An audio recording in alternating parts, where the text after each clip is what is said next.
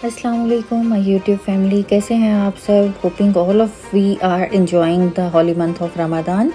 तो जैसा कि आपको आइडिया है कि रमज़ान का लास्ट अशरा स्टार्ट हो चुका है। उससे पहले क्या था कि मैंने अपने घर की डीप क्लीनिंग भी कर ली थी ताकि लास्ट अशरा में मेरे पास बहुत सारा काम ना हो, क्योंकि ये आखिरी अशरा ताक रातों का होता है जिसमें हमें इबादत करना होती है और अल्लाह ताला हम सब की इबादत को कबूल फरमाए। और उसके साथ ही मेरी थोड़ी सी मैंने क्रॉकरी की शॉपिंग की थी, क्योंकि मेरे घर में एक छोटी सी इफ्तार दावत थी, तो मेरा प्लान था कि सारी क्रॉकरी वाइट ही हो।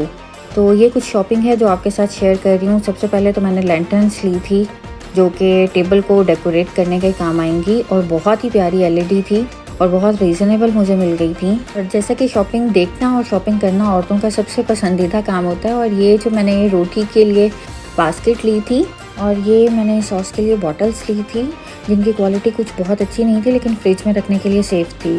तो ये एक सिरामिक बॉल लिया था जिसके साथ बैम्बू स्टैंड था, और इसके साथ ही मैंने एलईडी लाइट्स ली थी जो कि मेरे किचन में ऑलरेडी इंस्टॉल थी, लेकिन वो ख़राब हो गई थी किसी इलेक्ट्रिक स्पॉट की वजह से। और ये एक बड़ा पैन लिया था, यानी कि कढ़ाई जिसको कहते हैं, और ये मेरी मोस्ट फेवरेट सेरामिक डिश थी जो कि आजकल ट्रेंड में भी है। तो ये मैं बहुत टाइम से लेना चाह रही थी। इसके 2 साइज़ थे, लेकिन इस दफ़ा जब गई हूँ तो छोटे साइज़ में यही अवेलेबल थी, तो बड़े साइज़ का मैं फिर वेट करूँगी, फिर ले लूँगी। और ये मैंने किचन क्लीनिंग के लिए जो है टॉवल्स लिए थे, और ये मनी नहीं है, ये एनवेलप हैं बच्चों की ईदी डालने के लिए। और उसके साथ ही मैंने जो है एक ग्लास वाटर डिस्पेंसर लिया था जो कि मुझे बहुत पसंद आया था। एज़ फॉर द प्राइस ये बहुत ही रीज़नेबल मिल गया था मुझे।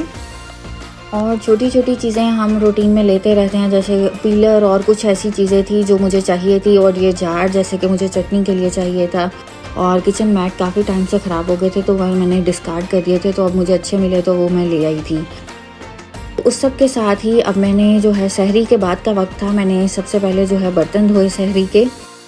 ये तो हमारी रूटीन का हिस्सा ही होता है, क्योंकि आज मेरा ना प्लान था कि मैं जो घर की डीप क्लीनिंग जो रह गई है उसको एक दफ़ा ख़त्म कर लूँ, ताकि जो थर्ड अशरा है, लास्ट अशरा ऑफ रमज़ान है, वो सिर्फ़ और सिर्फ हमारा इबादत के लिए हो, क्योंकि रमज़ान का मुक़द्दस महीना किस्मत वालों को ही नसीब होता है।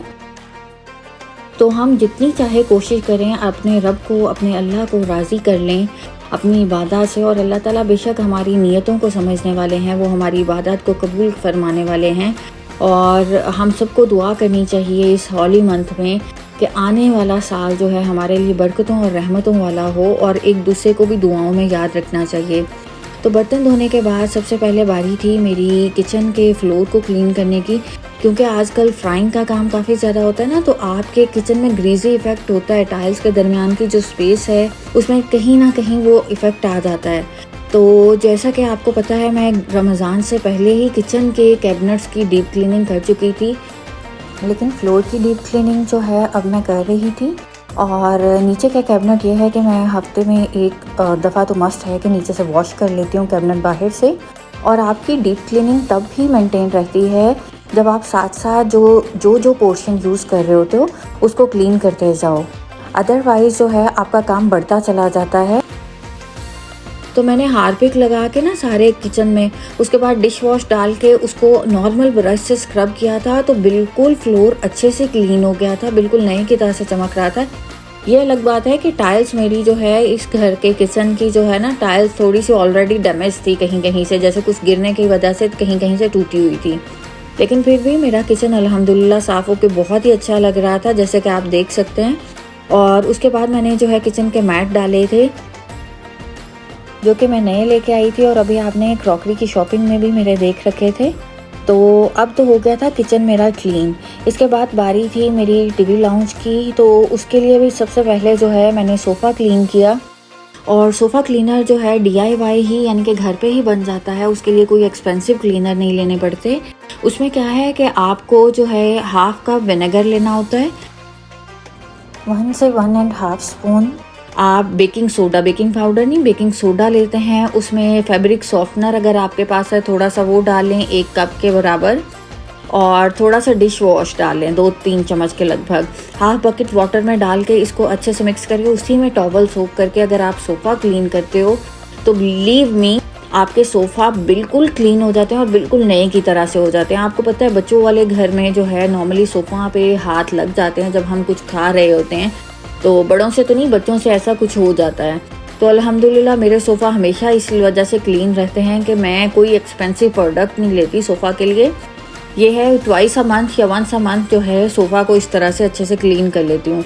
और एक तो सोफ़ा बहुत साफ़ हो जाते हैं, दूसरा बहुत फ्रेश लुक आ जाती है, और तीसरा बहुत अच्छी स्मेल आ रही होती है क्योंकि आपने इसमें फैब्रिक सॉफ्टनर डाला हुआ होता है, तो उसकी एक भीनी भीनी सी खुशबू पूरे घर में फैली हुई होती है। तो इस तरीके से आप भी जो है अपने सोफ़ास को अच्छे से क्लीन कर सकते हैं और बहुत इजीली, किसी महंगी प्रोडक्ट की ज़रूरत ही नहीं होती, और ये सारी चीज़ें हमारे घरों में मौजूद होती हैं।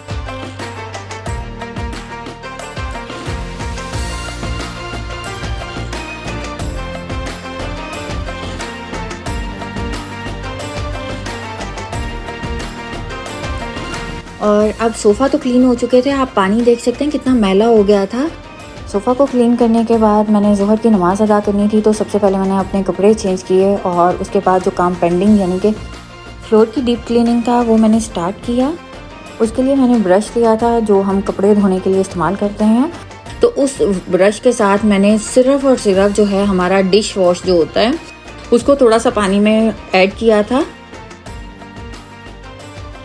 तो उसके साथ उसको टाइल्स के दरमियान की स्पेस को और टाइल्स को पूरा रब किया और उसको क्लीन किया। तो आप इमेजिन करें कि टाइल्स ऐसे ही होते हैं जैसे अभी आपने लगवाई हैं, और टाइल्स का मज़ा सही से आपको तभी आ रहा होता है जब आप ना आपका रिफ्लेक्शन दिख रहा हो उसमें से आते जाते। तो जो है ये मैं वंस अ मंथ तो नहीं कह सकते, 2 मंथ्स के दरमियान में मैं ये क्लीनिंग इस तरह से फ्लोर की कर लेती हूँ क्योंकि ये उतना ईजी नहीं होता। तो दूसरा ये है कि आपके ना हाइजीनिक रहते हैं, सब कुछ आपका बिल्कुल अच्छे से क्लीन रहता है। नहीं तो आप नॉर्मल रूटीन में जितनी मर्जी क्लीनिंग कर लो, थोड़ा बहुत ये जो टाइल के दरमियान का स्पेस होता है ना, इसमें जो है कलर थोड़ा सा चेंज हो जाता है, जो कि मैं आपको दिखाऊंगी भी।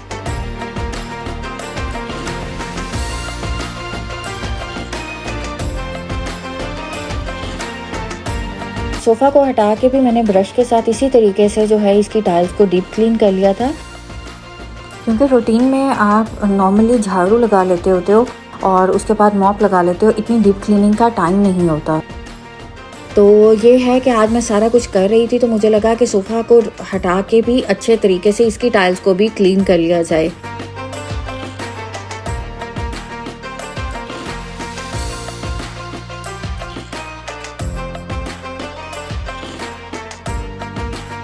और अब जबकि सारा कुछ मैंने क्लीन कर लिया था ब्रश के साथ और उसे गीले कपड़े से साफ़ कर लिया था, तो लास्ट में ये था कि मैंने अच्छे से मॉप लगाया और आप आफ्टर रिज़ल्ट देख सकते हैं इतना ज़्यादा जो है क्लीन हो गया था और बिल्कुल ऐसे ही लग रहा था जैसे टाइल्स अभी लगवाई हों। तो जो है घर छोटा हो चाहे बड़ा हो, आपका जब तक क्लीन ना हो ना तो आपको बिल्कुल भी मज़ा नहीं आता वहाँ रहने का। एक ठंडा सा एहसास होता है घर अच्छे से क्लीन हो ना, तो आपको एक खुद ही बड़ा कंफर्टेबल सा फील हो रहा होता है।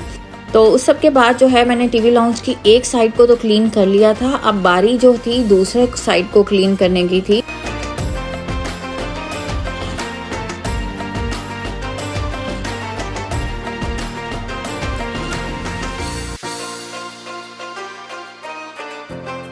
ये दूसरी साइड थी और अब आप देख सकते हैं इसकी टाइल्स के दरमियान का गैप इतनी क्लीनिंग के बाद भी, रूटीन की क्लीनिंग के बाद किस तरह से मैला मैला सा लगता है। कुछ ये है कि कहीं कहीं से जो है इसकी फिलिंग निकली हुई थी। क्लीन होने के बाद इसके रिजल्ट्स देखिएगा, बिल्कुल भी जो है कहीं से भी कुछ मैला नहीं लगेगा। तो इस तरीके से मेरा ख्याल है बच्चों वाले घर में हमें स्पेशली जो है फ्लोर को इस तरीके से अच्छे से क्लीन कर लेना चाहिए, क्योंकि ये बच्चे जो है बैठकर नीचे खेलते हैं तो ये बहुत ही उनके हाइजीन पे इफ़ेक्ट करता है। और अब आप क्लीनिंग के बाद देख सकते हैं फ्लोर कितने अच्छे से क्लीन हो गया है। और इसके साथ ही मैंने कपड़े रखे हुए थे डिस्कार्ड करने के लिए सीजनल, उनको समेट कर मैं चैरिटी बॉक्स में डाल कर आई। और अब बारी थी मेरा जो है वॉशरूम को क्लीन करने की। वॉशरूम नॉर्मली जो है क्लीन होता रहता है, लेकिन ये आप टाइल्स देख सकते हैं जो बिल्कुल मेरी सीलिंग के पास की जो टाइल्स है ना, वो उनका जो है फिलिंग बिल्कुल ब्लैक हुआ होता। और यही कंडीशन पूरे के पूरे वॉशरूम की थी जब मैंने इस घर में शिफ्ट किया था। तो आई डोंट नो कौन सी फैमिली यहाँ पर पहले रह के गई थी। आई एम जस्ट शॉक्ड कि कैसी औरतें होती हैं जो घरों में रहते हुए घर को अपना समझने के बजाय जो है उसको गंदा किए रखती हैं। तो टाइल्स में इतना ज़्यादा कालापन सा था, जैसे होटल्स पे फ्राइंग का काम कर करके टाइल्स के दरमियान की स्पेस होती है ना, वही वाली सिचुएशन थी। तो इसको मैंने जो है नीचे वाली सारी की सारी हो चुकी थी, तो अब मेरा सिर्फ ना ऊपर के 2 लाइंस जो हैं वो रह जाती थी हर दफ़ा। मीन्स कि 1-2 दफ़ा मैंने उनको डीप क्लीन किया है, लेकिन फिर भी फुली नहीं हुई थी।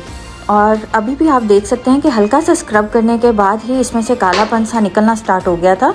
तो मैंने इस पर हार्पिक लगाई और उसके बाद जो है ना थोड़ी देर उसको छोड़ दें। फिर मैंने स्पंज लिया था, उसके साथ स्टील की जाली जो बर्तन धोने के लिए मिलती है उसका एक टुकड़ा लिया था। उसकी मदद से जो है डिश वॉश लगा के मैंने इसके दरमियान के गैप्स को अच्छे से क्लीन किया। तो बिलीव मी, थोड़ी सी एफर्ट के साथ वॉशरूम काफ़ी हद तक, जिसे कहते हैं 100% तो नहीं कह सकते, बहुत क्लीन हो गया था।